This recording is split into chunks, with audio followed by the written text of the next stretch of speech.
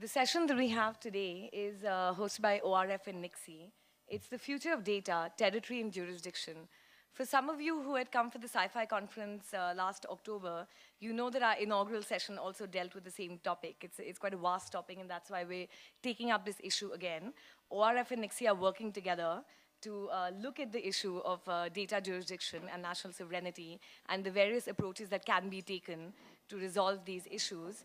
So, in order to do that, we've assembled a number of experts who can give us their views on the subject. I'll read out very brief introductions. We have with us Dr. Govind, who is the CEO of the National Internet Exchange of India, and until recently, he served as Senior Director, heading the e-infrastructure and Internet governance areas in the Department of Electronics and Information Technology, the Government of India. We also have Bertrand de la Chapelle, who is the director of the Internet and Jurisdiction Project. He served as the director on the ICANN board from 2010 to 13, and I'm sure most of you are aware that ICANN just finished its meeting in Singapore, and I'm sure you've all been reading up about what happened. We have with us also Pavan Duggal, who's an advocate at the Supreme Court of India and an authority on cyber law and e-commerce law. He's a consultant to international organizations, including the UN, the Council of Europe, and the Asian Development Bank. And instead of Sameer Saran, who is down with the flu, we have roped in Dr. Ranjana Kaul, who is a partner at Duggal Associates, a leading law firm in India. She specializes in the area of aviation and aerospace law and regulations. And her practice also deals with corporate law, joint ventures, and M&A. All right, so ma'am, I'm going to hand over the floor to you. Thank you, Bertrand, for being patient. And here we are, setting the ball rolling. As Mahima has just told you that I deal with an area which is somewhat higher than cyberspace. But having said that, the question of jurisdiction and linked to sovereignty and linked therefore to responsibility and linked therefore to liability are issues that are plaguing and are really confusing the broth as far as cyberspace is concerned. We are at the present point in time, as you all know better than me, dealing within our own national jurisdictions. May I request Dr. Govind to give us a roundup of exactly how and where India stands on the subject.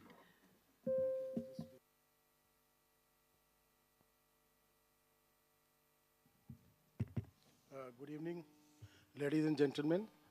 It's a call, Mr. Bertrand, Pavan Duggal. So when this topic came, we and Mahima talked about it about a month back, when the Bertrand would be coming to India after the recent ICANN meeting. So I was wondering what kind of thing, because Bertrand is a large experience on this space in the internet and jurisdiction area. And this is an area where, it bothers everyone. Even in the recent ICANN, I have seen that the issue of the transition space in the IANA, the names and numbers issue also, the main issue was the jurisdictional issues, where, where to deal with these, any dispute comes between the countries for when the domain name is allocated or when the numbers are allocated. So we have made, I was member in the CRISP team of the numbers team. So we gave a framework, we gave a proposal, but this is nothing to do with the jurisdiction, because we said jurisdiction would be an overall arcing issue which will be anyway be coming up in the ICANN parlance, and then the accountability would be there. So this organization with the ORF and NIXI, we would like to see that how this issue of jurisdiction and internet, because internet is an all-pervading medium. When idea of jurisdiction is connected almost to the concept of territoriality, both in legal systems and in the minds of a layman. The fact that internet breaks down the concept of territoriality is undisputed. As more and more commercially activity and personal interaction moves online, it is becoming impossible to leave unresolved the question of jurisdiction over the online space. There is no doubt that governments also have a legitimate interest in regulating criminal activities online, which has an impact within the territorial boundaries. So the internet is today the borderless medium, but the national laws are there from the time immemorial, because every country has its own jurisdictional thing. AMLAT, mutual legal assistance treaties, and similar instruments are helpful under certain circumstances, but they are not efficient. As time is of the essence, in such cases, it is necessary to look for solutions which would allow more fluid and efficient collaboration between the governments. So when the more and more issues because internet is expanding in the e-commerce side, the governance side, the communication, and the entertainment, all sorts of things are happening through the internet medium today, which were not happening about few decades back. But what is happening today, the issue of how to deal with if certain kinds of crimes happen, certain types of content, certain types of things happens, which is who to deal with, how to deal with it. That is the issue which we need to grapple here with. The other issue is, which is very unique to the internet and jurisdiction, is the differences in the legal as well as cultural standards across the world. Even if the legal, we say, it varies from country to country, and the cultural sensitivities are varying from country to country, because whether it is Brazil or whether it is India, whether it is Saudi Arabia, or whether it is France or US, the cultural aspects are becoming more and more important in internet today than any other aspect compared to the communications and the emails and the other thing which we are already doing. So how to deal with the cultural sensitivity with the time, and how the legal aspects will deal with it. Because the norms are different in each country. It is changing from time to time with the maturity of the public, maturity of the people who are using the internet. The same norms are not remain the same. It is changing with time.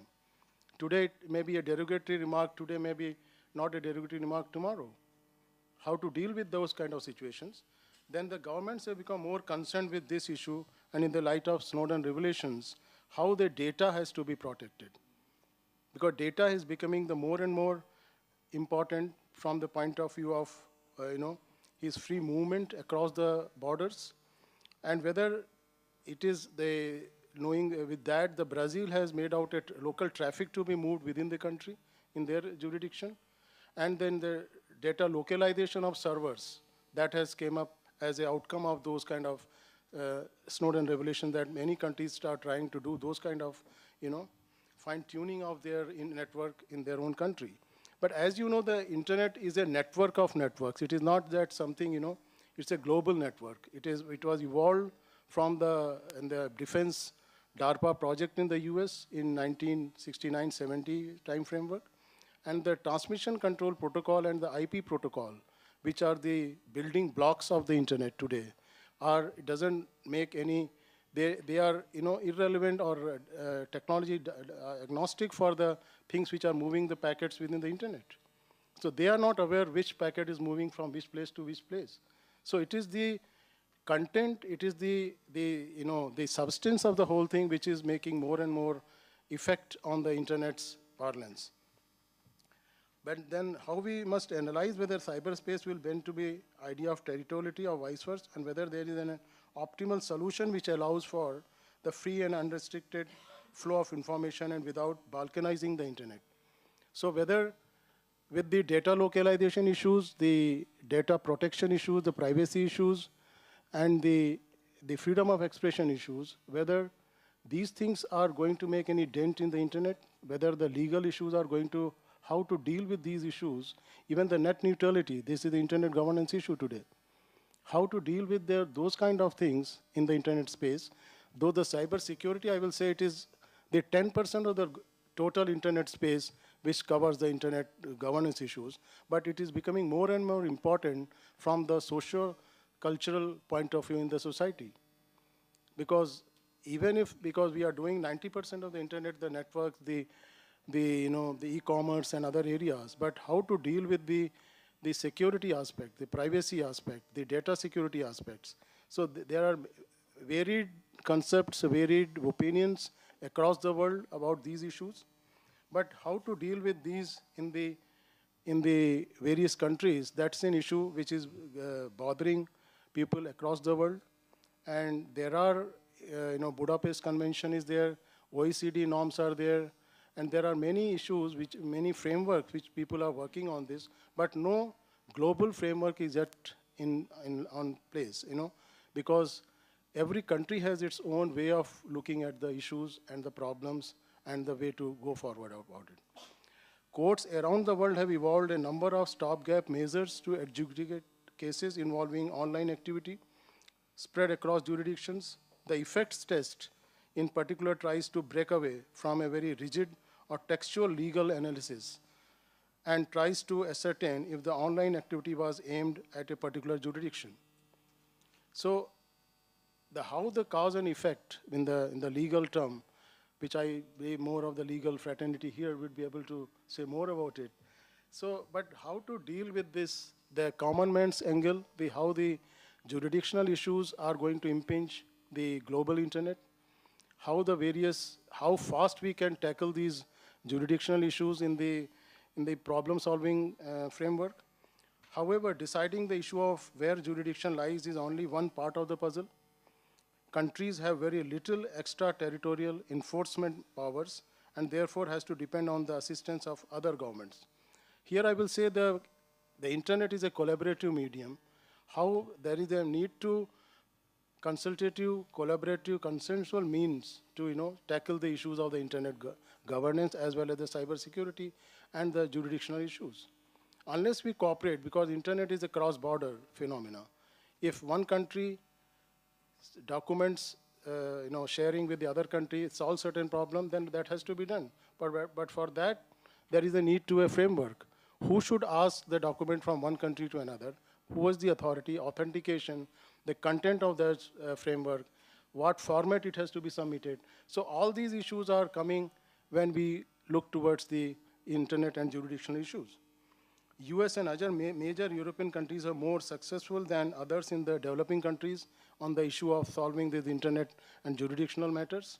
However, there are laws in the countries like India, in the Asia Pacific region. We are most of the time on the receiving side of the whole thing because we get often the data which we are required for this problem solving is not received at the time, in the timely manner. The CERT and all, they are already grappling with the issue how fast we can get these problems in the data space. So Button here sitting and he is working on this project last 2.5 years. And I'm interacting with Button for the last, I think, 7 years as an ICANN GAC member first and then the director in the board. And Button has very, calmly brought out this issue and from his vast experience in the ICANN space where the numbers, names, and the security and all issues are dealt with in the domain name space. But I think this whole gathering today would benefit from his presence here and the what way he looks at the whole process of jurisdictional framework to be developed for the advancement of the legal issues in the internet space. And, and then I think the developing solutions for in this matter would be in another aspect, how for the acceptability of those framework in the larger framework of the internet, and how the various countries are going to deal with it, what will be the mechanism of acceptance of these things, and how the internet, there are many issues which would be coming up thereafter, whether how to deal with certain crime and the e-commerce content takedown issues and all those things. But I feel that the present gathering, we will be able to, discuss these issues in an amicable way. Thank you very much. Thank you, Dr. Govind. I see a great parallel actually with outer space, where every country has developed its own capabilities to be self-sufficient, and yet realizes now that the only way to ensure security is cooperation. Whatever be the national objectives, well, that they are, and those do not get diminished, but cooperation is the way forward. And may I therefore request Mr. Chappell to kindly tell us what he's been working at and how, through this model, we could help. Thank you very much. It's a great pleasure being here. As Dr. Govind has kindly mentioned, we've been working on this activity for about 2.5 years now. The project that's called Internet and Jurisdiction, you have on your table a progress report that we recently produced on what we call the phase 2. We had a first year in 2012 that basically framed the problem. And In 2013 and 2014, we facilitated, Paul Fellinger was in the back of the room, is working with me on this.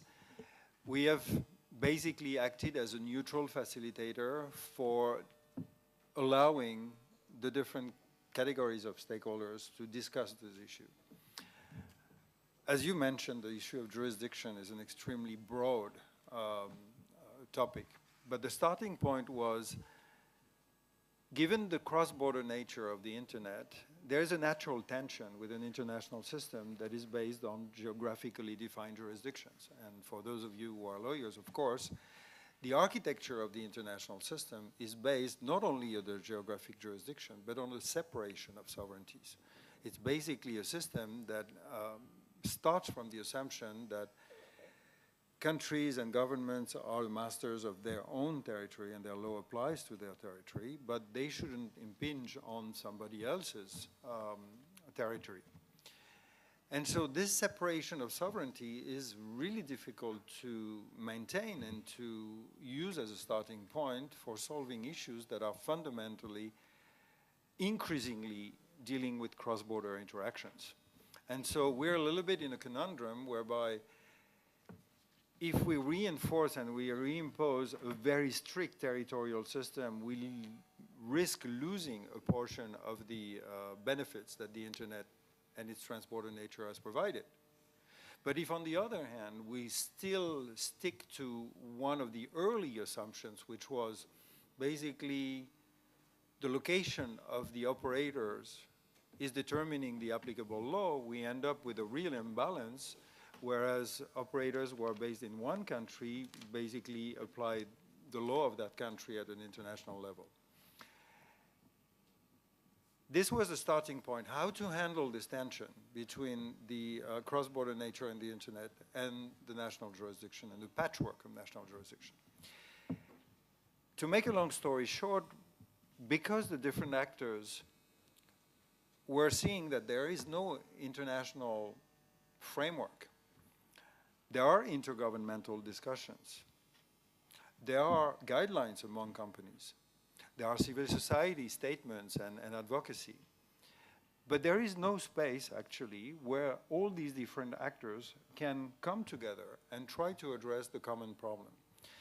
And one of the challenges in that regard is if every single actor is using basically its own tools, the likelihood that each of their decisions is not coherent with the decisions of others is very high.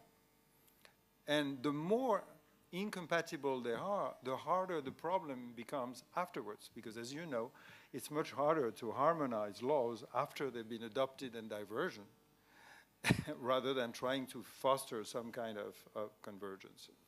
So we organized a series of meetings, what we call the multi-stakeholder dialogue process, that has worked particularly in 2013 and 14.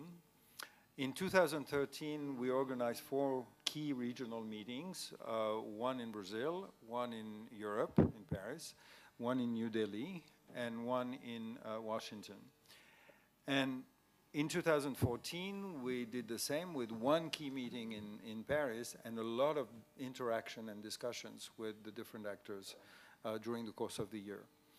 And the goal of all this is to develop what is labeled as a transnational due process framework for handling the increasing number of direct requests that come from law enforcement or public authorities in one country to platforms and operators on the internet that are located in another country.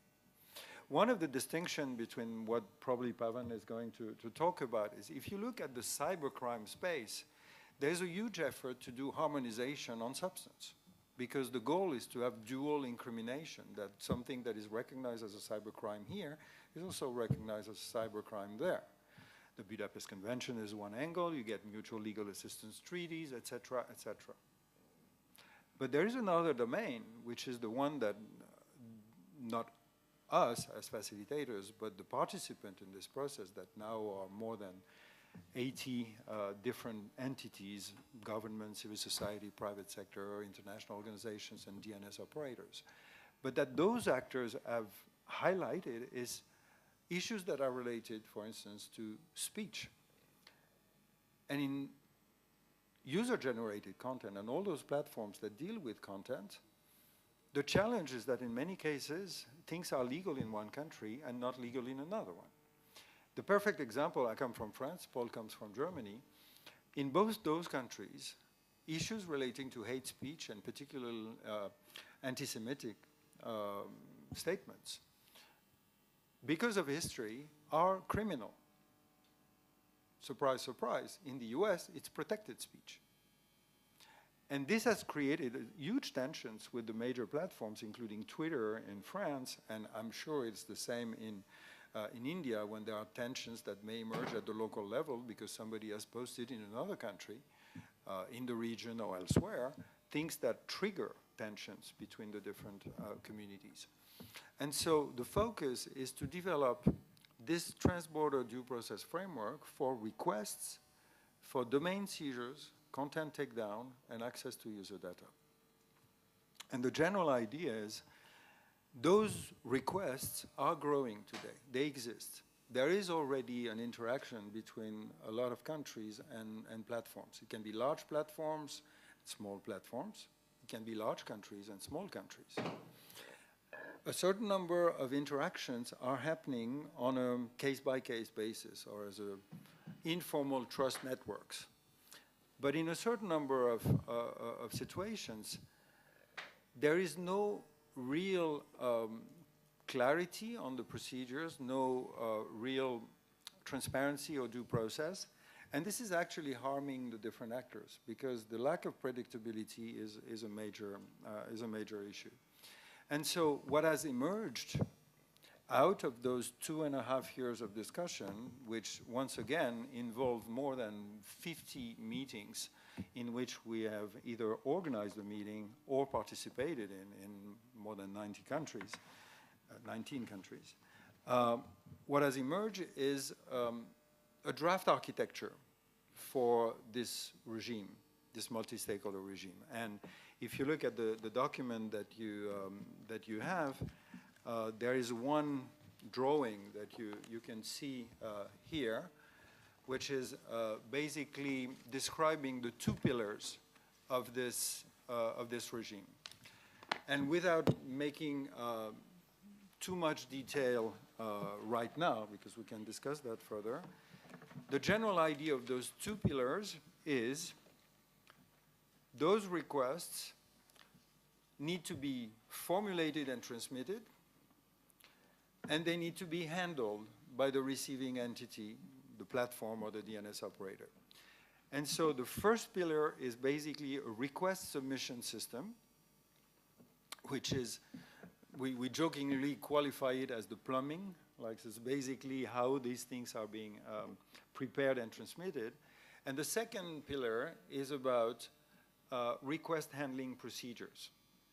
So request submission system rapidly is based on a common and a standardized request format that is using a series of markup tags, a little bit like HTML tags, to describe what the content is and the structure of those requests. And attached to this format is the idea of having databases that are mutualized to ensure statistics for transparency reports and a legal reference database that basically keeps track of what is the applicable law in the different countries.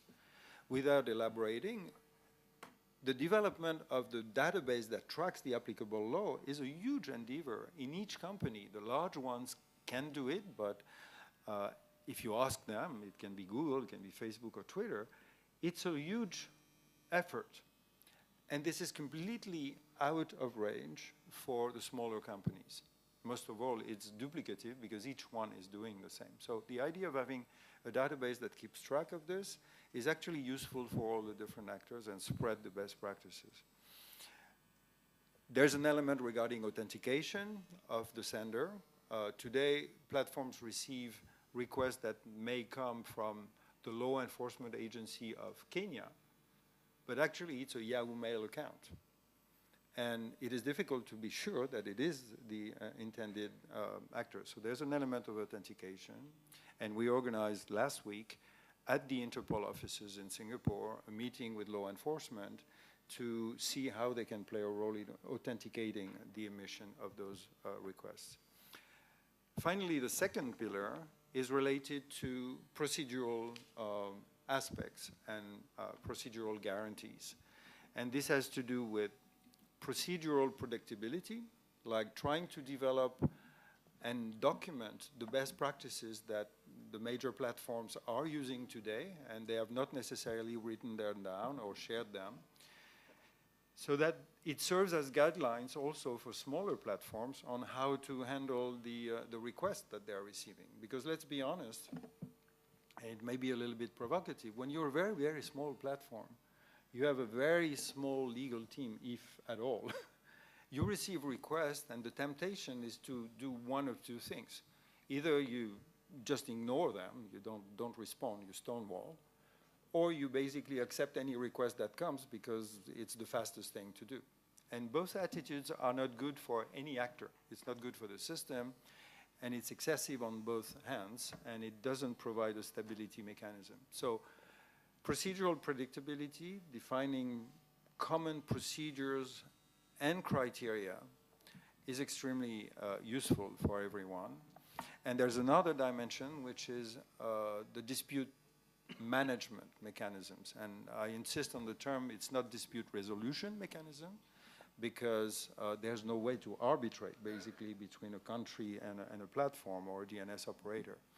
But it is establishing dialogue mechanisms, appeal systems that facilitate the resolution of tensions and diminishing the tension between the different actors. That's where we are.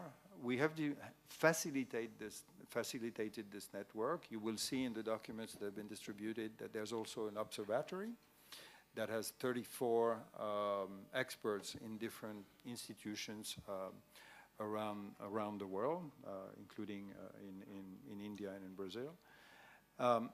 And this observatory is producing a monthly newsletter called Retrospect that lists 20 cases crowdsourced to document the environment and produce an evidence-based process. This is intended to be developed further during this year to the aim of an actual implementation in 2016.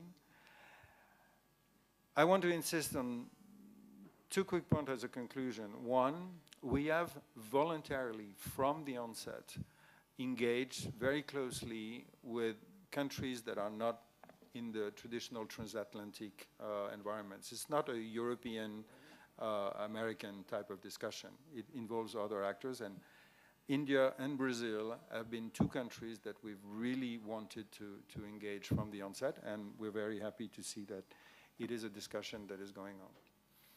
The second element that is very important is that on speech-related issues, contrary to what we may discuss on cybercrime and so on, there will not be, and there should not be, harmonization on substance. The criteria in each country are going to remain the same, specific to those countries, because in many cases it's specific to the identity of the country. So what needs to be done, and what we focus upon, is procedural interoperability, establishing criteria of due process so that there is a capacity that does not exist today to enable the interaction between very heterogeneous actors that are the private sector, the civil society actors, the governments of various sorts within the government, on issues that are of a common interest. And the thing we're most proud of, I would say, is that we believe we have managed, through the facilitation of this process, to provide a neutral space, and also to transform the problem that the different actors had with one another into a problem that they have in common and that they want to solve in common. And we see a convergence of interest around this notion of transnational due process that I think is very encouraging. We're not completely done yet, far from it, because you can imagine. But it's a very good opportunity to make a sort of update on where we are, and I hope that the report report is describing accurately what we've done. Thank you, Bertrand. And I have to say that you have undertaken a humongous task, which so many, well, okay, it will finally, when it's successful, we'll say, oh, we always do that. It was just so easy to get done. But I know that any kind of cooperation to bring people in the first place to a common table, just simply to dialogue, is the most difficult part of it. And I'm also happy to note that there is an element, a building block, important one, of capacity building and training, which would of course have to be ongoing. May I now ask Mr. Duggal, who of course everybody sees on television quite so often, criminality, firstly to give us a lay of the land, so to speak, of what the developments have been, and also whether this criminality is distinguished between a crime against the state and a crime against an individual or entity, whether it's a person or a corporation, and distinguish that, if you will, with civil wrong, where there is unintended consequence or harm that is caused, and whether these kinds of liability issues are something that you could tell us about. Thank you, Ms. Chairperson. Distinguished panelists, friends. Yesterday, Kaspersky Labs tells us that $1 billion stolen from 100 banks by hackers. Let's take that as a starting point for discussion. We don't know the location of these 100 hackers. We also don't know the location where the money of this $1 billion has gone. A lot of this money has trickled down to the deep web and the dark web, and the traces are virtually not enough for law enforcement to go after them. So in a scenario like this, the bigger issue that emerges is, what is the landscape? As a lawyer, I'm confused. Where are we standing? Primarily because we are still talking about safe world, safe jurisprudential concepts. But the concept of safe worlds has to give way to the digital dark ages, which Vincent Cerf is now beginning to talk more and more. So in this digital dark ages that we're talking, where there's darkness all around, where the Snowden revelations tell us that it's not just non-state, but even state actors who have an integral role to play in activities which could go in the gray area. The bigger issue now is, how do we determine jurisdiction? Where does jurisdiction start? Where does it sustain? And where does it end? At a time when internet had made geography history, the inventors of the internet, Bob Kahn, Vint Cerf, had actually no clue that jurisdiction could be a huge problem. In the last, more than 40 odd years, we've not been able to find the magical solution of how to deal with jurisdiction. The World Wide Web, while it actually was ushered in by Sir Tim Berners-Lee and actually went ahead and increased convenience of access, but further contributed to, shall I say, complicating the entire issue of jurisdiction. So in a scenario like this, let's take this scenario. The FBI pulls down the Silk Road. Silk Road 2.1 was pulled down 2012. Silk Road 2.0 was pulled down last year. The fact still remains that while proceedings are still on, we haven't moved anything further. Of course, challenges of jurisdiction have been taken in those proceedings as well. But broadly speaking, when one looks at the landscape of cybercrime, one can classify the landscape into three broad categories. World over, cybercrime can be classified as cybercrimes against persons, against property, and against nations. Now, in the event that you're dealing with cybercrimes against persons, it's simpler. It used to be simpler. It's got more complicated. It gets more complicated in countries like India, where the mobile web is unique. 61% of all Indian online users are only accessing internet through their mobile devices and nothing else. So in a scenario of the mobile web, where the user is constantly mobile, issue of jurisdiction tends to get a different paradigm and a different, shall I say, color of the canvas altogether. Now, one can look at the territorial school of thought, versus the international school of thought versus the universal school of thought. Now, territorial school of thought is what majority of the nations actually rely upon. The Snowden revelations have made nations even more determined to rely upon territoriality as the basis for assuming jurisdiction. Data localization has only helped them to enhance the cause of territoriality. Why? Because if you're Russia, you've recently passed a law a few weeks back which says that if you're dealing with data of Russians, you will have to ensure that the said data physically resides within the territorial boundaries of Russia. Well, the fact remains that other countries are also beginning to talk about data localization. How relevant is a different ballgame altogether. It's a different debate. We will not look into this because there are cross-cutting references to e-commerce, m-commerce, and how the chances of being in complete digital isolation in a digital ecosystem are itself utilitarian on the one hand or utopian on the other, depending on which school of thought you are dealing with. But let me look at the local school of thought. We are in India. India has adopted a very distinct, unique approach towards dealing with cybercrime in jurisdiction.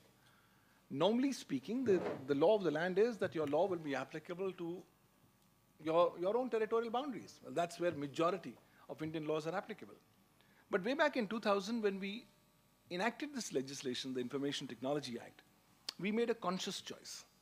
We agreed that jurisdiction is going to be an issue. Therefore, we inserted cleverly two specific provisions under the Information Technology Act. Section 1, subsection, and Section 1 and 75, subsection 2. Broadly speaking, you would have expected the IT law of the country only to be applicable within India. Ladies and gentlemen, you need to be in for a surprise. Right since 2000, the law says that this law applies to any person of any nationality anywhere in the world. That's what Section 1, subsection 2 says. Now, you will find that absurd. So to give some sanity to this absurd proposition, Section 75(1) comes to the forefront and says, well, you will be made amenable to this law. You may be located anywhere so long as your acts involve or impact a computer system, or computer network physically located in India. That starts to start making a lot of sense. But the fact remains is that in the last 15 years, we've not been able to leave aside successful. We have not even been able to exercise this so-called extraterritorial jurisdiction. Pakistani hackers hacked into CBI's website. A case was registered under the Indian Penal Code and the IT Act. We requested the neighboring country, but the neighboring country had a unique argument. They said that country does not have any hackers, it only has nationalists. So the case came to a just grinding halt. Nothing has happened in the case. So practically speaking, we have not been able to, rightfully so, shall I say, exercise our extraterritorial jurisdiction. But now, while after the Snowden revelations, more and more countries want to have a larger pie of the global digital cake, the fact remains is jurisdiction becomes a very convenient tool to work in that direction. So that's fine, but let's look at this. Korea, a few months back, tested an experiment, and the experiment tested positive. They were able to use a smart refrigerator for the purposes of hacking into computer networks. They also tested a smart oven, sending spam email over networks. Just the practical workings of the Internet of Things. The coming of Internet of Things is going to make the entire debate on Internet jurisdiction even more murkier. So when now the recent debate has recent analysis has come in which says that the smart TV of a particular brand actually is capturing whatever is your conversation in your room, you're beginning to get concerned. Why? Because the conversation is not just only being recorded by your smart TV without your consent, but more significantly sent over networks to locations of computer resources which are outside the territorial boundaries of your respective nations. So in a scenario like this, Internet of Things is going to further escalate the confusion and challenges to Internet jurisdiction at a different ballgame altogether. And as far as the darknet is concerned, I'm crystal clear. Jurisdiction doesn't work. No country has been able to successfully show how it is able to exercise jurisdiction over activities in the darknet because the world community is still not very clear as to where the dark net begins, where does it expand up to, and where does it actually end. So technically speaking, you can flag your flag onto Antarctica and say, well, this land belongs to me. But reality remains that this becomes an extremely contentious exercise as time passes by. Further, the entire issue is that, well, we haven't had any international legal regime to deal with jurisdiction. Well, the Convention on Cybercrime of the Council of Europe was a major step forward, but that was 2001.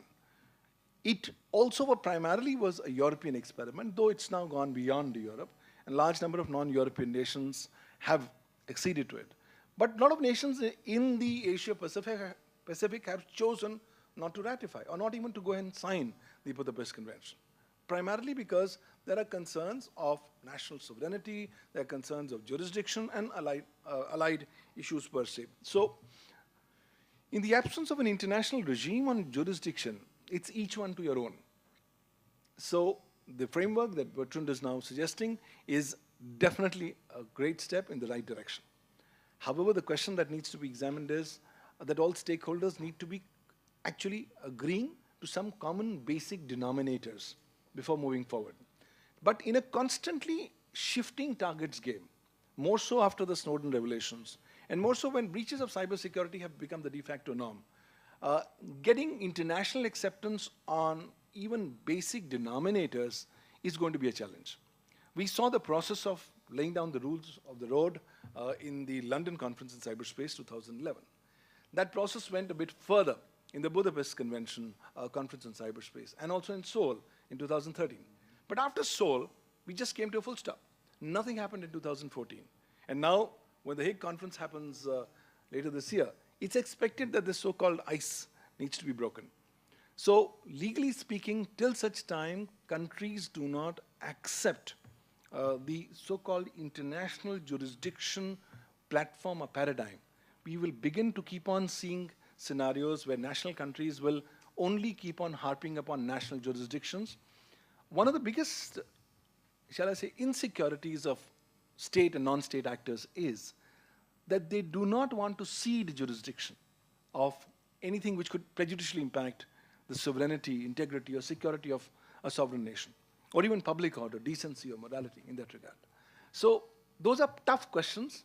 They are based more on political choices that the relevant sovereign nations have to make in. But the bigger issue is, have we been successful with the existing scenario? My answer is a crystal clear no.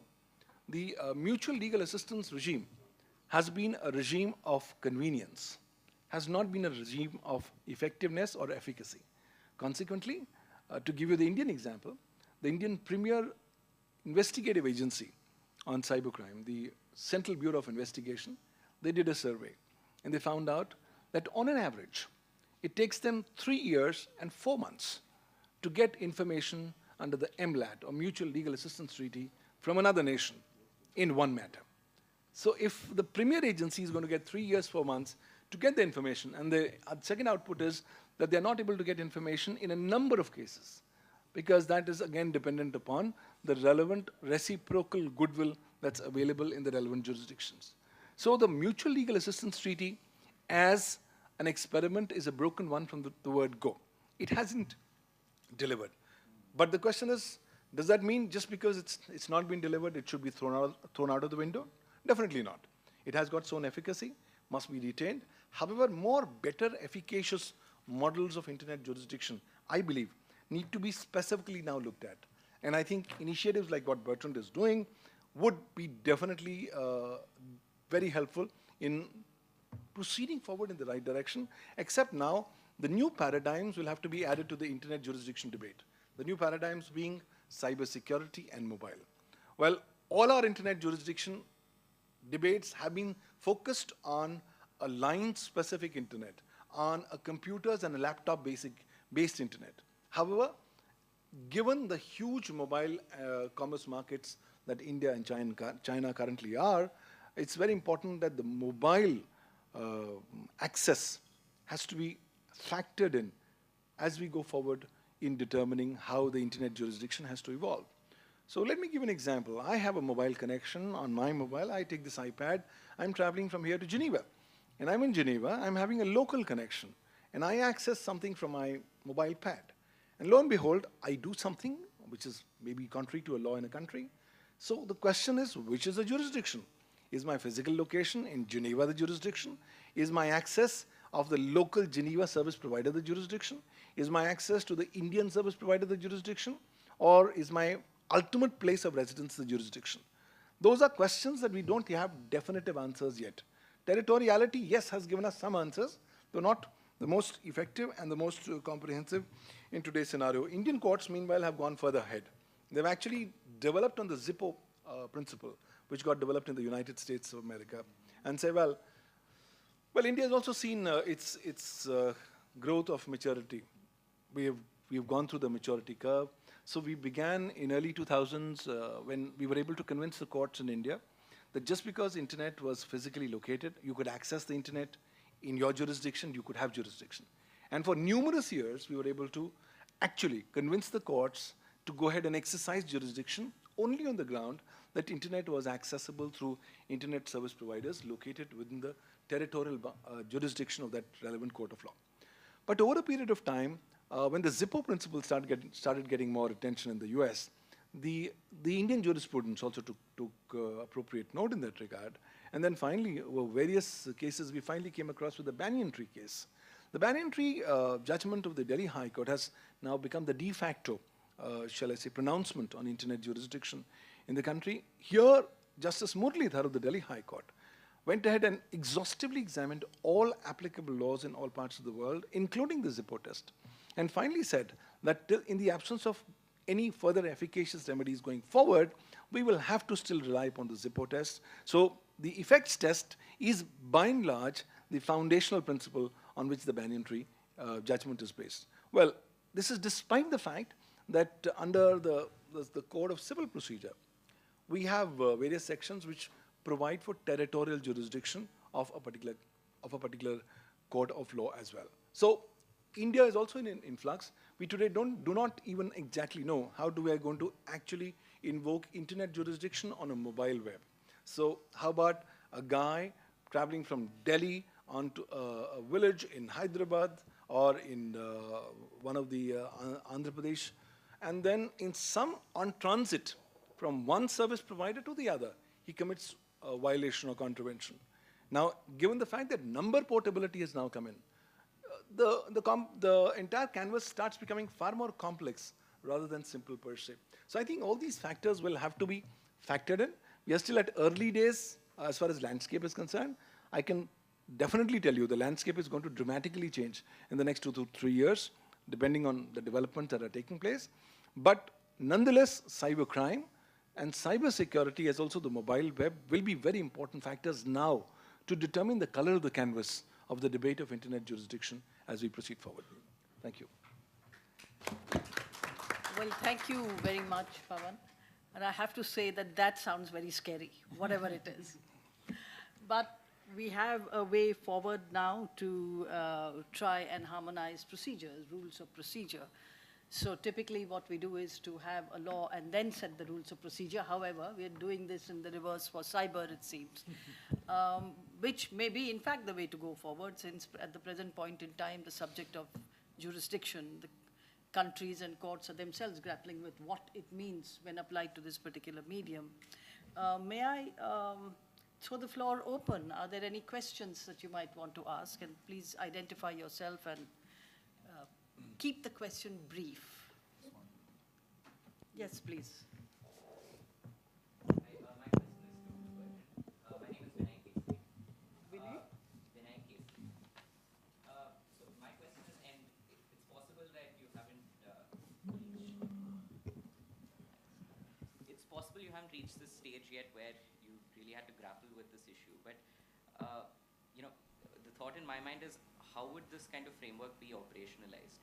Now, when we look at MLATs or you know, double tax avoidance agreements or anything of that sort, it's an agreement between countries. It's either a bilateral agreement, it's a network of bilateral agreements, or it's you know, one treaty that a number of countries or almost all countries in the world sign up to and ratify. So in this case, considering that the counterparty in most cases is a private corporation, what do you think is the ideal way to operationalize this framework? Do you think it should just be a set of principles that people agree in good faith to adhere to, or do you see it becoming some sort of more binding instrument, perhaps one where a government steps in on behalf of corporations to say that, look, all the corporations that are based in our jurisdiction will agree to these principles? How do you see that working out? Because I don't see too much precedent for it. So it's an interesting question. Yeah, thanks for the question, which is indeed very pertinent. It's the way we qualify the framework that is being developed. And once again, I'm very careful not to say the framework we develop, because it's actually the process that is emerging and producing this framework. We often qualify it as a policy standard. So it tries to take the best of both worlds. Standards are things that are usually adopted on a voluntary basis. So the voluntary basis dimension of this framework is that the process is intended to provide incentives for each actor to see a benefit in participating in this regime. A very concrete benefit for governments is that, contrary to the current situation, where in many cases they can send a request and sometimes they get no answer at all, the deal in a certain way is if the requests are more comprehensive and more structured and contain more elements and information, then there will be a response and a procedure to handle this response. For platforms, the incentive is that within this framework, there is more predictability and therefore a little bit more protection, because they are following guidelines that have been mutually accepted. For civil society groups and users, there are procedural guarantees. But it remains a voluntary framework. And so the objective is that by 2016, there's a critical mass of actors that actually agrees to implement this framework, and that it will percolate and scale up. Today, not all countries are participating in this. Not all platforms are participating in this. And we believe that it will actually grow like the internet has grown, like the World Wide Web has grown. A certain number of actors using it, and progressively, virally almost adopted.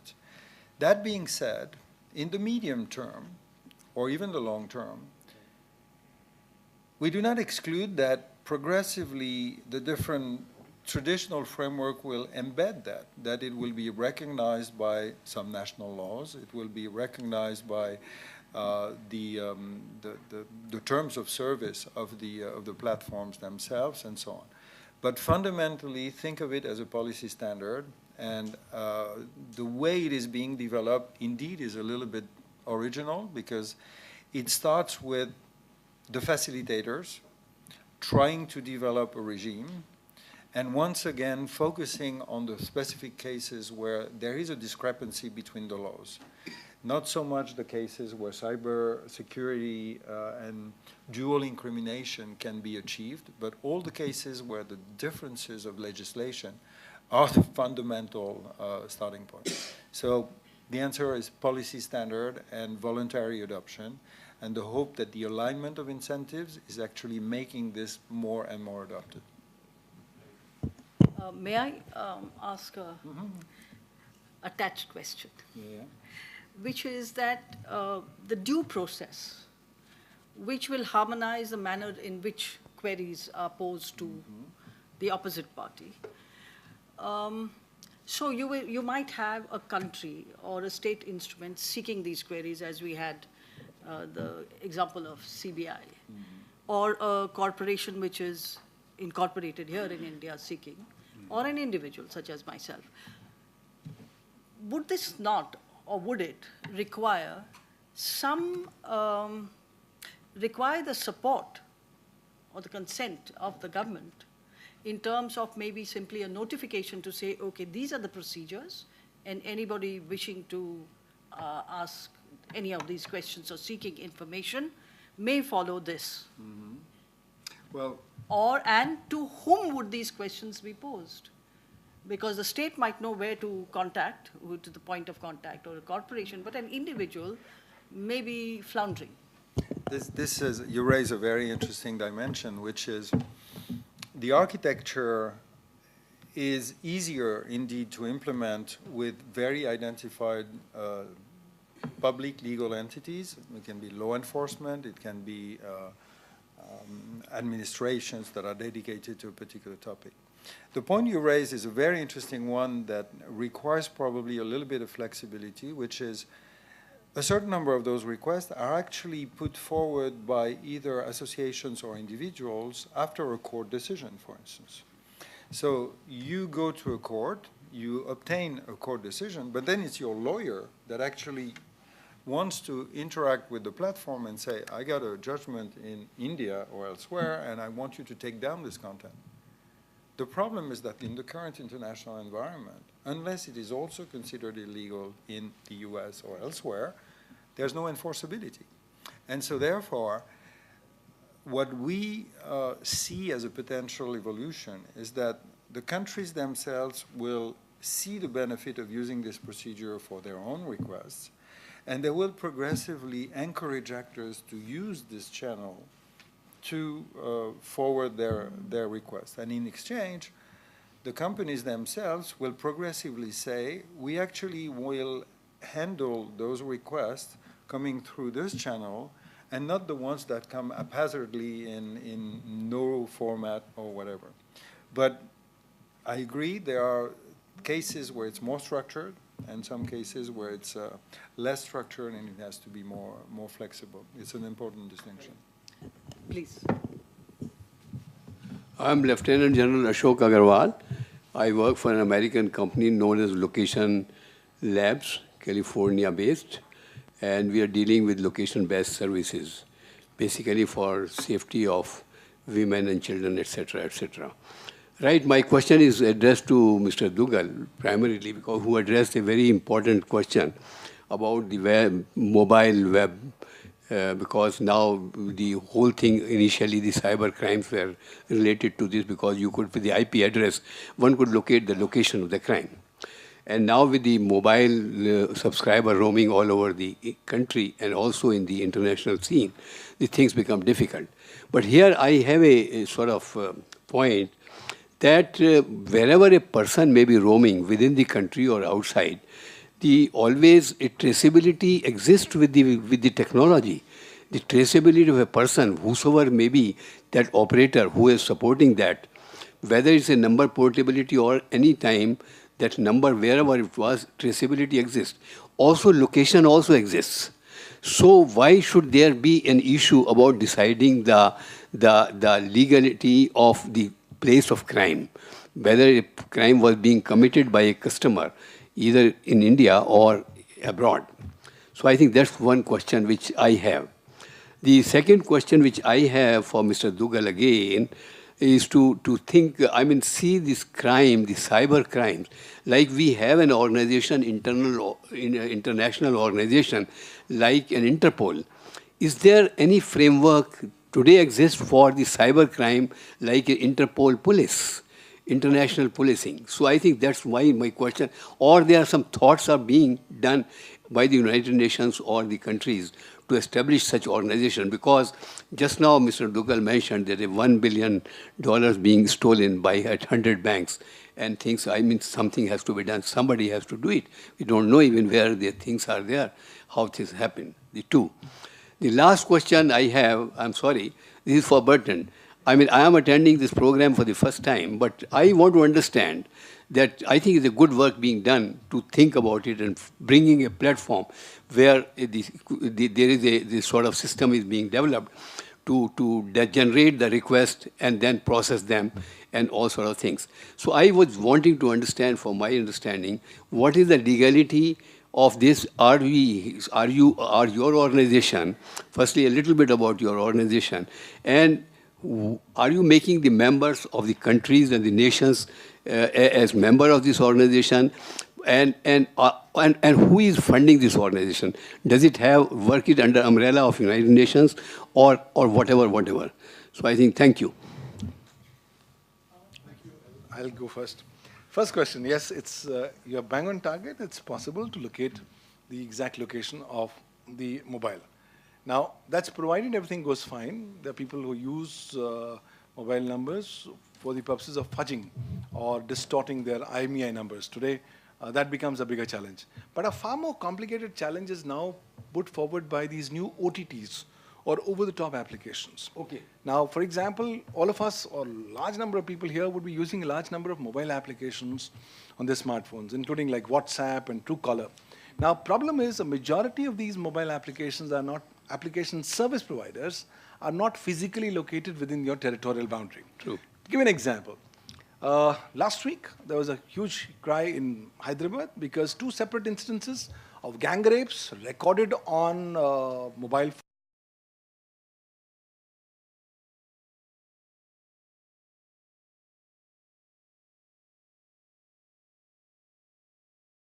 Scenario that large number of US entities would take is, I'm a US entity governed by US law, amenable to US jurisdiction, get me a US court order, and I will comply. Sure. So that approach, I believe, is not the correct approach because that's been rejected in China, it's been rejected in France. I see no reason why it should not be rejected elsewhere in the world, including in countries like India. But however, there's a huge time gap from the time you detect a cybercrime on a mobile or the over-the-top application, and from the time you're able to get the information. A large number of times you're not able to get information, thereby the entire offenders really are going scot-free. So there are huge peculiar problems being brought forward by these over-the-top applications. Regarding your second question, yes, we don't have an international organization yet. Interpol has got a very limited mandate, and it's basically an international police organization. Yes. It's now begun to start getting more sensitized towards cyber, and it's begun to start working. But still, of the kind of the organization that you are talking about, things like that don't exist. Though I distinctly believe that you require now an international police force who's only going to work on the digital. Because today, even traditional crimes have been invaded by the digital evidence. Today, even take a normal standard 10 crimes, normal actual world crimes in India, and you'll find out of 10, 6 or 7 have a digital component in terms of a use of a mobile phone, or footprints, or electronic trails. So we would require an international organization, but I think not much work has begun in this. Hopefully the Interpol can take a lead. And then, of course, hopefully that people like Bertrand can really contribute in this remarkable initiative. Congratulations, and over to you, Bertrand. Thank you. Actually, it's an interesting segue because, as I mentioned, we did organize a workshop for the project itself at the new Interpol offices in Singapore. They have now a center for cyber innovation, I think. They're beautiful offices, actually. They're ramping up the space. But Pavan is absolutely right. There are incredible, I wouldn't say mandate and administrative limitations. As part of the discussions we're developing, we have interactions also with the UNODC in Vienna, which is the UN department that deals with organized crime. And all these international organizations share, sometimes privately, but also sometimes more publicly, the difficulty they have in terms of their own procedures to facilitate cooperation. So I agree that at the moment, even those organizations are struggling on how to organize cross-border cooperation. You asked a very interesting question, and if you're interested in the way the initiative is organized, as Dr. Govind has mentioned, my personal trajectory and career is that I've been in the French Foreign Affairs Ministry for several years, and I used to be, between 2006 and 2010, the French thematic ambassador for internet governance issues.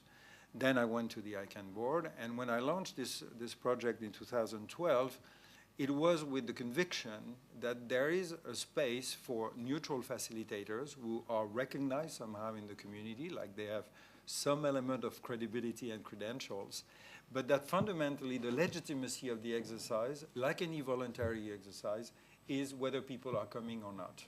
So we are convening processes, and so far, knock on wood, people are willing to participate, so more than 70, 80 entities that go from international organizations like Council of Europe, OECD, and other ones. It's major platforms like Facebook, Google, Yahoo, Microsoft, Twitter, civil society groups like CIS India, FGV in Brazil, Electronic Frontier Foundation, Privacy International, Access, etc.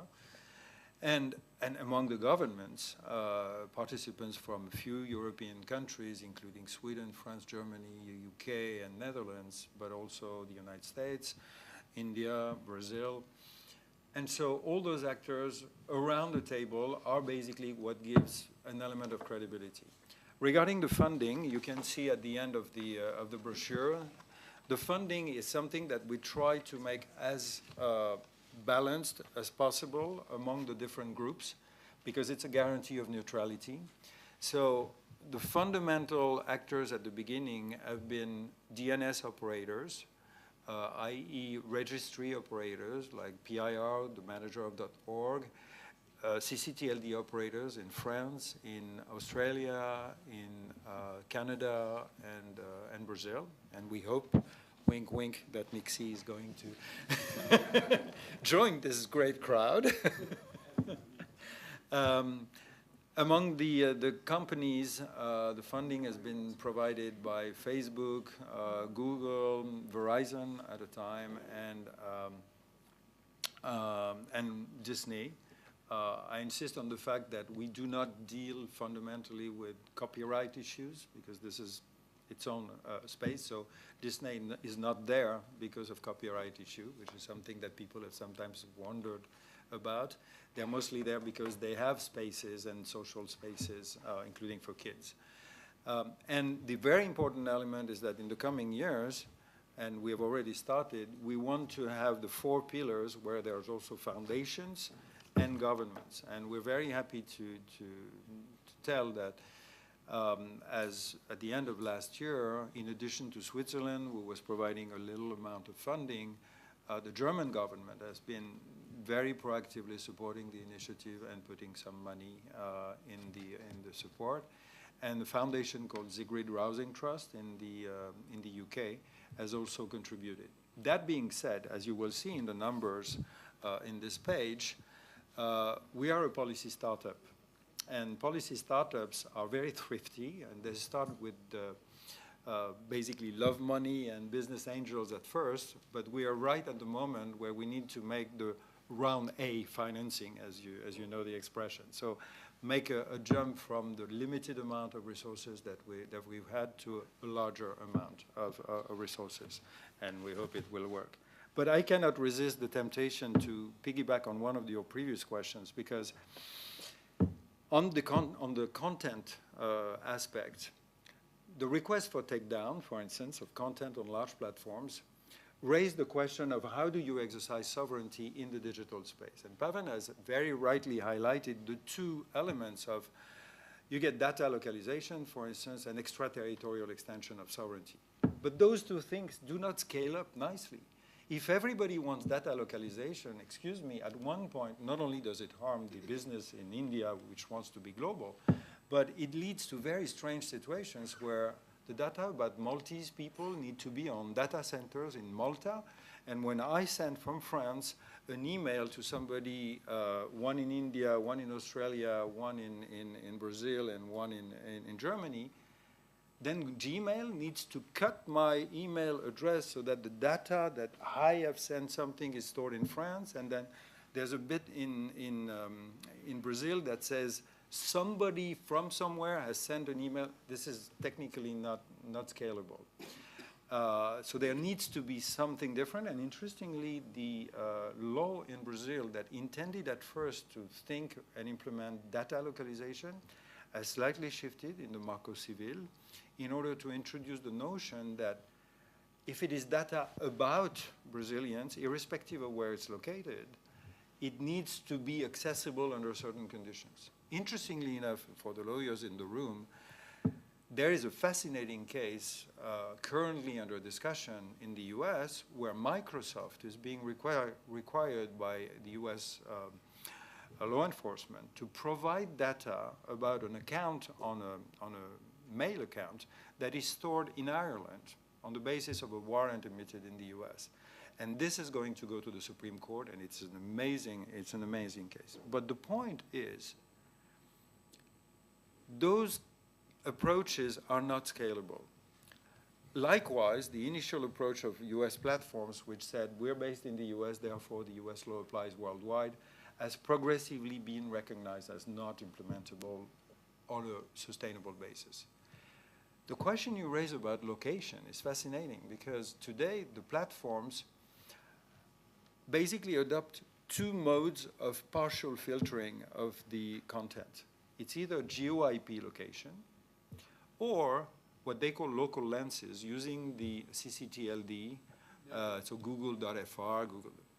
Both of those solutions have sometimes unintended consequences, and they have pros and cons. And one of the things we're doing with the registries, the regional internet registries and the CCTLD community in ICANN, is to ask them to document the pros and cons of the two approaches. But you put your finger on a very important factor, which is geolocation is now embedded in most of those mobile phones. And the more you go in that direction, the more the question will be, is this going to be a criteria for access or not access? And if yes, where is the filtering being done? Is it on the mobile itself, or is it in the platforms themselves?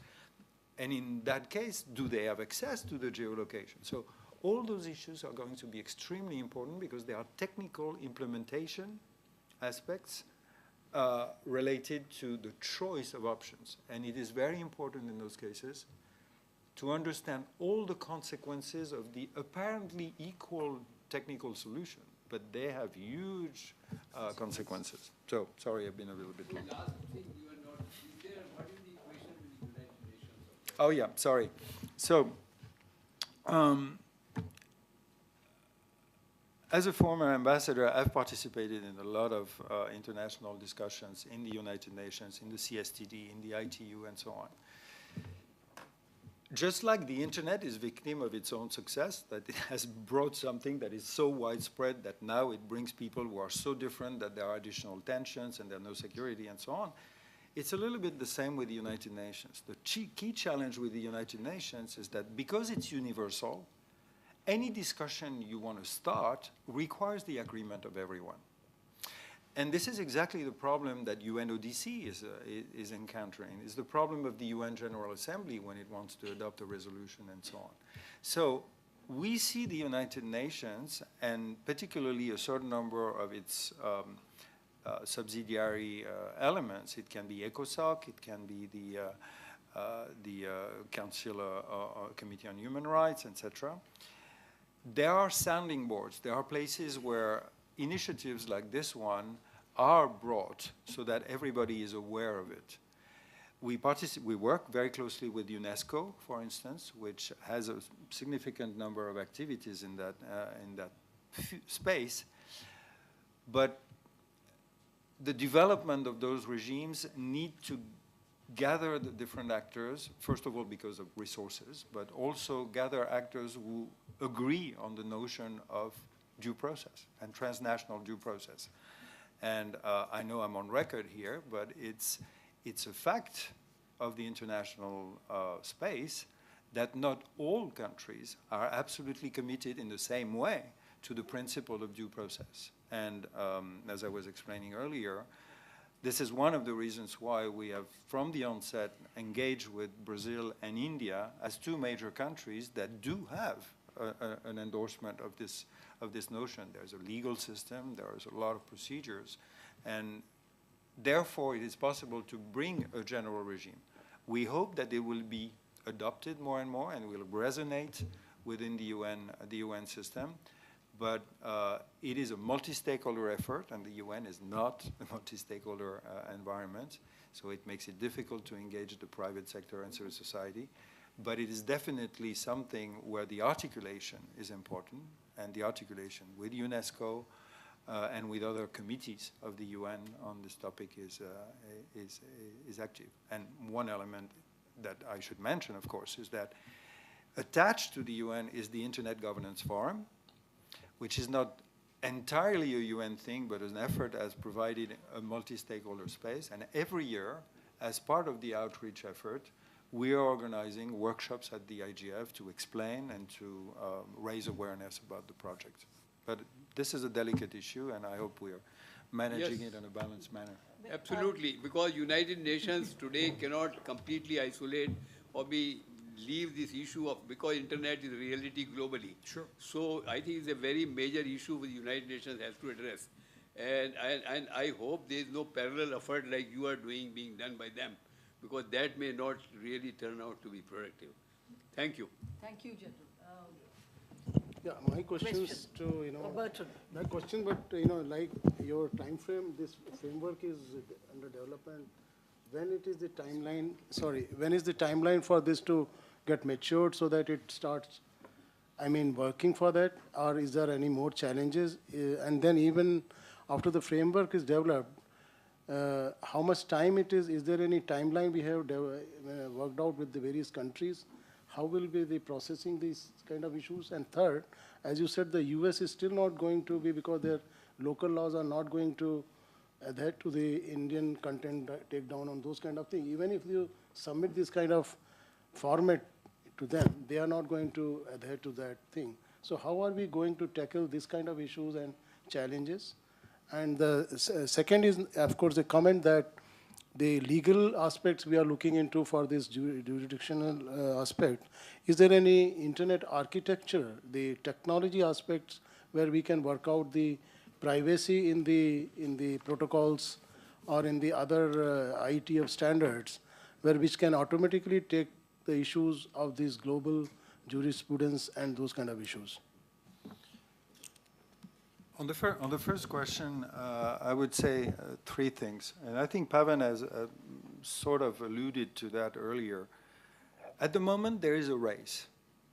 And the race is very simple. Because there is no international framework that is emerging naturally, every single country and every single actor is left to its own device. You cannot leave those issues not addressed. And so each government, and that goes for France, that goes for many European countries, India and others, naturally is saying, if nothing is available, we need to adopt the national framework. And as I said earlier, the challenge is that sometimes they will not be compatible and it raises more problem than it solves. So there is a race. Those of us who are trying to find mechanisms for cooperation need to demonstrate that those mechanisms not only can be developed, but that they can work. And so there is a question of speed. Otherwise, additional and individual decisions will be taken that will have an intended consequence of potentially harming the infrastructure and so on. So that's point one. The second element is that a key element, needless to say, is in order to win this race, the question of human and financial resources is not a minor one. So the support that this initiative and others is getting is, I hope, this year going to catalyze support by a certain number of actors, other governments and other foundations, to make it go as quickly as possible. And the goal is, as I said, fingers crossed, to have something that can be tested at the early stage in 2016. But the third element is the race is not only to produce something and to produce something that works, but also to make it scale and to have a larger number of actors who actually join and endorse. And so at the same time, and it's always the key challenge, it's a little bit like the European Union. How do you do deepening and broadening at the same time? We need to deepen and to go to the operational this year. But at the same time, we need to reach out to other countries and other actors who have not participated so far, because otherwise you will get the same effect of, we have not participated in the development of this thing, so why should we adopt it? So that's part of the challenge. On the second question, which is the technology, I actually make the connection with what I was just saying before. The IRRs are distributing addresses, IP addresses. The way they distribute IP addresses, whether it's on a national basis or on a national basis, is directly connected on whether you can do geo-IP filtering or not. the question of geolocation is an interesting angle. So there are connections between the technology layer. In a certain way, the DNS layer and the CCTLDs, I've sometimes joked that on a legal basis, the DNS is actually a map of the legal geography of cyberspace. If you are under .cn or if you're under .fr, there are consequences. If you are on Facebook.com or if you are on Google.fr or on Google.com, there is an interplay between what I would call, a bit provocatively, the jurisdiction of Facebook or the jurisdiction of Google, because their terms of service is actually establishing rules for their own space, but whether you access it through the entry door of the local lens or another one has consequences. So it's part of the discussion to see how the technical dimension actually is providing solutions, making it harder, or is compatible with the outcome. And this is why we keep talking to the RIRs, to the DNS operators, and so on. Any more questions? Yes? The lady. Yes, please. Good evening, everyone. My name is Mingwa, and I'm a research student in JNU, Jawaharlal Nehru University. So having heard about internet, territory, jurisdiction, it makes me feel that all the discussions have been reduced to safety, security. So relating to this, my question is, how would you balance transparency and authentication on one hand and privacy and freedom on the other hand? Because these two are like contradictory to each other. Like this question on the basis of personal level, not international or cross-border space or domain, very like individual, like how would you balance that? Because it made me think of the outrage which was generated by this introduction of Aadhaar card in India. The unique identification for Indian citizens. And there was this apprehensive of this local people or the common layman, let's say, about they were like, we should not show it to anybody or give it as reference to everybody, because the government, anybody can trace us or trace our identity. So in a very general, individual level, personal, I would rather say. Thank you. Pavan, would you want to take a shot at that? Well, that's a very, very tough call. We all want to make strides in that direction, though each nation is failing and is still, trying to rise up, trying to address. Let me take the Aadhaar case that you've taken. It's remarkable that the government has become the biggest collector of sensitive personal information, including your biometrics. This is despite the fact that there are questions asked on the legality of unique identification authority, which has been passed by means of an executive order. And there's no law passed by Parliament of India which actually legalizes such an exercise. On top of it, gets even more complicated because there are reports that Aadhaar does not comply completely with the parameters of the Information Technology Act 2000 and various rules and regulations made thereunder. We've had reported cases where Aadhaar number has been allocated to trees. We have cases where Aadhaar number has been reportedly given to dead people, non-existent people. So these kind of scenarios ultimately go ahead and vitiate the entire quality of the database, apart from otherwise infringing and violating on personal individual rights, to say the least. But clearly, when we go forward, these balancing act will have to be done. You can't say I'm going to be in one school of thought. Life never has black and white, it only has gray.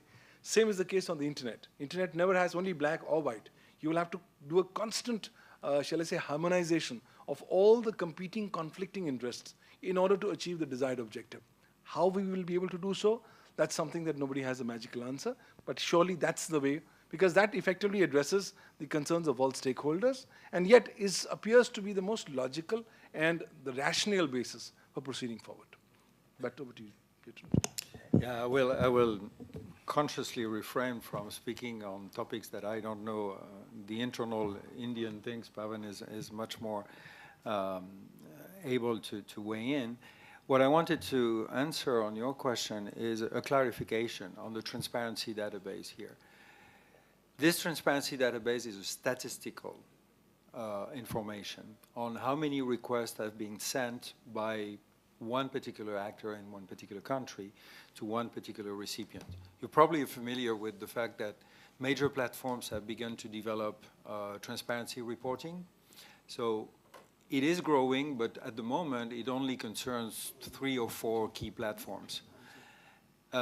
In that regard, there is a benefit in mutualizing the information, so it doesn't contain any single private information or personal data. It's only statistical information regarding how many requests have been sent for what kind of requirement.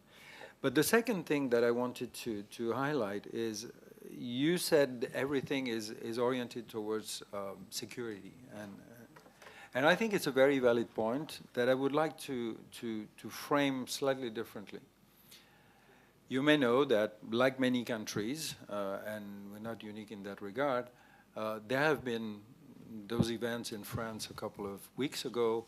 There were other types of attacks and a certain number of sensitivities regarding content due to terrorist issues and so on. What has emerged in the discussions, and I hope will get traction, is the following. Cybersecurity cooperation is fundamental. Police need to find new frameworks. Tracing back criminals and so on is necessary. But this is not and cannot be the only answer, because there is a second dimension, which is a second pillar, if you want, which is the fundamental balance between the protection of rights, including freedom of expression, privacy, and so on, and the restrictions that might be needed for public order issues and so on. Every single human rights framework in the world, including the Universal Declaration of Human Rights, the French Declaration of Rights, and I'm sure your constitution in many aspects, says there is the affirmation of rights and the conditions under which those rights can be limited for higher purposes. What unites democracies, what unites entities that are respectful of those rights, is a fundamental agreement with principles that you may call, as I said, rule of law, due process, état de droit in French, any kind of expression that is self-balanced, that contains in itself the desire to distinguish and articulate the protection of rights and the processes that are needed to limit to be implemented when you need to limit them. And I think that in a certain way, this notion of due process, to take this one, that's the one we've chosen, you can pick another one, at the transnational level is and should become the second rallying cry in reaction to all issues related to content. Cybersecurity cooperation is one. But fighting for the development of trans-border due process mechanisms, ours and others, is an essential activity that the democracies and the major operators should be fighting for. And I think India has a full place in this discussion. I think the last question, perhaps to not question. I'm just answering that the Aadhaar card you mentioned, then the authenticity and the transparency and the security and all those aspects. But the issue is that, it's such a country like ours, 1.25 billion population. I think we have reached 700 million Aadhaar cards today. And there is a great effort, and, and the data are going to be with the government and public-private partnerships. And somewhere we have to begin with the authentication, somewhere we have to begin with some kind of data taking. But when we go to the Googles or the Yahoo or the Microsoft, we freely give our data and we don't question them. We blindly give everything and then we don't crib about it. But when we are giving it to Aadhaar or any government platform, we question it whether it will be kept secret or whatever it is. But that question is not never asked from the Google or any platform you use, the global companies. So, so I don't say that, you should not question or you should question, but the thing is that Aadhaar kind of efforts, a country like India is a great effort where things have to move somewhere where identification of a person, there may be some ifs and, some issues here and there, but ultimately it has to be worked out for the country and for the betterment of the country. Country uses the similar thing, like in US, I know, they use social security number. Everybody is allocated, every citizen or resident, not citizen. I am a green card holder. I am allocated a social security number. So there is, every details are there with the government. So it's not a big issue. It's an issue. People have to trust their own governments, the sovereignty. One point. Hi, I'm Jyoti Pandey from the Center for Internet and Society, and my question is to Bertrand. I know that you mentioned that you would not be, the framework that is being developed here does not seek harmonization on content.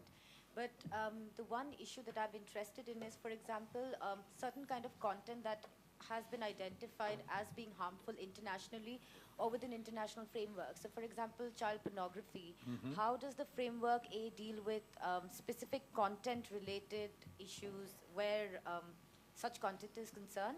The second part of my question relates largely, so while we've discussed sovereignty and territory, I want you to briefly touch on how this framework deals with rights. So for example, human rights that should apply offline and online, and for example, free speech or privacy. And I think this is an extension of her question. How is this framework undertaking bringing certain rights that are recognized in international frameworks and by countries?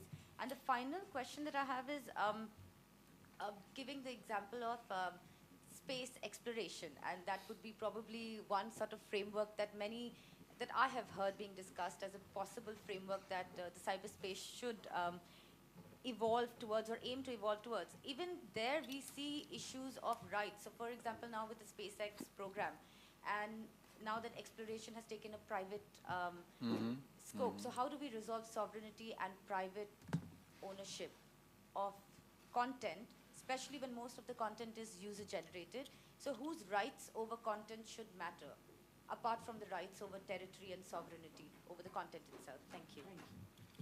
Long question. Yeah, I tried to answer quickly, and I think the gentleman over there may have the very last question. Yeah, okay. First point, you're absolutely right to point that I include the distinction between harmonization on content and interoperability of procedure to highlight that the key purpose is not harmonization on content. That being said, you're absolutely right, and there is actually a factor that drives some harmonization on substance. And surprisingly enough, it's the platforms themselves. The reason is that they want to have the terms of service. I said that basically the terms of service of platforms is the law of the digital territory that they manage. And if you're Facebook, you basically determine terms of service that apply to 1.2 billion users around the world. The interest of those platforms, for obvious reasons, is to have this terms of service as unified as possible, because you don't want to have to organize a multiplicity of regimes. So what is very interesting is that although they are use-based, they have moved in the last 5-6 years to develop terms of service that incorporate some elements that provide hooks to manage the interactions with a certain number of countries. And particularly, it's very interesting to see the evolution of provisions that say hate speech or incitation to violence and so on. These are not First Amendment approaches in the US. These are things that are trying to find a relatively common approach. So interestingly enough, those platforms are evolving in the direction of some elements that are commonly agreed. Most of them are going to continue to use those terms of service as the basis for their decisions. And so if in the course of the process there is an element of documentation of things that they seem to be agreeing upon, it will de facto not decide harmonization on substance, but recognize elements of harmonization on substance that have emerged. But it is a very different approach to say, if it emerges and if there are emerging norms that are recognized, fine, they will be documented. And to say, we gather people because we're going to develop the international framework for substance. So it's a very important distinction, but you're right, there are elements that are going to be sufficiently shared to probably represent some joint guidelines. The second element on rights, there are rights regarding what people can do and rights regarding procedures and guarantees.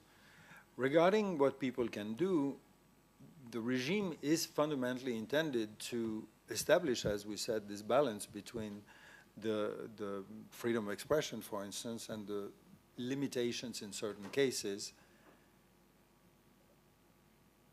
The key element in that is using fundamental principles such as necessity, proportionality. Proportionality is a very important element, so that the restrictions to accessibility to content are as limited as possible in order to ensure respect of sovereignty, respect of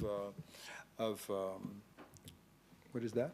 Law of conflict, proportionality, and so on Yeah, and so forth. so the notion of necessity and proportionality is very important. The second notion that is extremely important and that is embedded into the regime, we call it due process by design, is the principle of notification of the user of the requests as a default. There might be exceptions, but as a principle, when a request is being made for content takedown or domain seizures, before the decision is being taken by the platform, the user should be notified, it should have the capacity to reply. So there are delays, there are procedural, but these are fundamental procedural guarantees, including appeal mechanisms and so on. So the protection of rights, again, is through the procedural aspect, because it is the best guarantee to ensure that people will experience it. The question of the parallel with space exploration, there have been a lot of discussions on whether things like the law of the sea or airspace rules could be transposed. Interestingly enough, we tend to forget that in the beginning of aviation, there was a principle that said anything that is above this territory requires authorization completely. But it went so far as there was a lawsuit, I don't remember the name, where somebody who had a field said, I own the rights above my field, and if I don't want the planes to go over, I should be allowed to say no. And then the state stepped in and said, there's no way we can grow this system if every single field owner is managing the space. So unification, and here it's a little bit the same. There are parallels to be drawn. I don't think it can be transposed one-on-one, but it's interesting to bring into the discussion people who have been involved in those things. I don't think there's a transposition directly. And the very last question. Very last. Since local laws are not applicable Speak into the mic. My name is Rahul Sharma. I work with DSCI. Since local laws are not applicable to the servers or computer resources that are not located within the national boundaries of a particular state, so and as we have seen that MLATs are not very effective when it comes to information sharing or content takedown. So I'm thinking aloud, so I want to get opinion of the panel members on how about data centers and cloud service providers be subject to certain frameworks or policies or rules that allows them to share data directly with the companies and individuals that have asked them the data directly. This is in context with the Article 32B of the Budapest Convention, because to give an example, like if a Indian CBI wants to access some of the data, so they can directly approach Facebook in the US and get data rather than running through the MLAT channel. So I want to get the opinion of panel members on that. Well, it's a very logical idea. The reality is the exigencies of the political powers and the exigencies of protecting the national sovereignties do not allow governments to really go in that particular direction. So that's the reason why we've not seen much kind of attraction moving forward.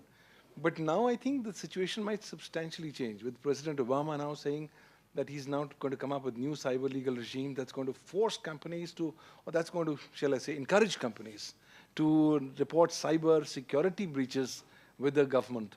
Things might slightly change, but yes, the bigger issue is we still don't have any international norms yet on cloud computing in terms of policy standards. There are no particular, again, international binding principles or parameters or arrangements by means of which all service providers in the cloud have agreed to a common basic minimum code of conduct. In the absence of this scenario, moving forward in this direction is going to take effort. And with that, we come to the end of it all. I have to say that this is a way more complex sort of techno-legal domain, if you like. I mean, that word domain seems to be really very limiting than I had ever thought it would be. But I also see that this has to do with the rule of law, and it has to do with due procedure, due process. And this is very heartening.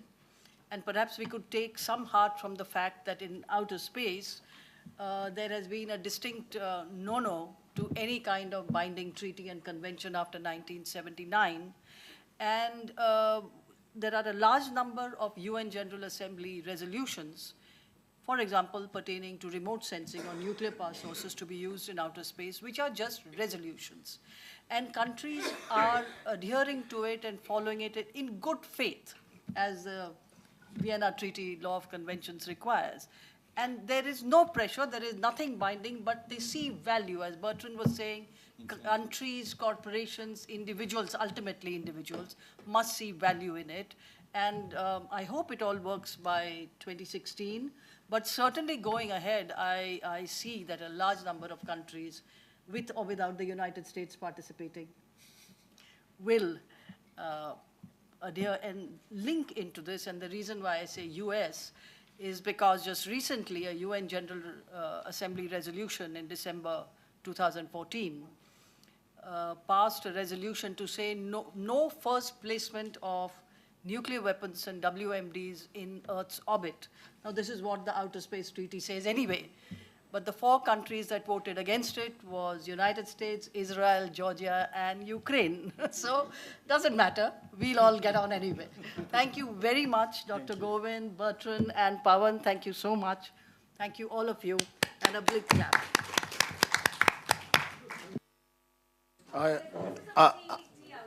I want to thank Paul Fenker also, who have been involved in the Internet and Jurisdiction, this project right from the beginning. And though he may be, behind the buttons, all the whatever things are coming up, but his hard work behind the whole project is commendable, and I want to thank him especially for this project.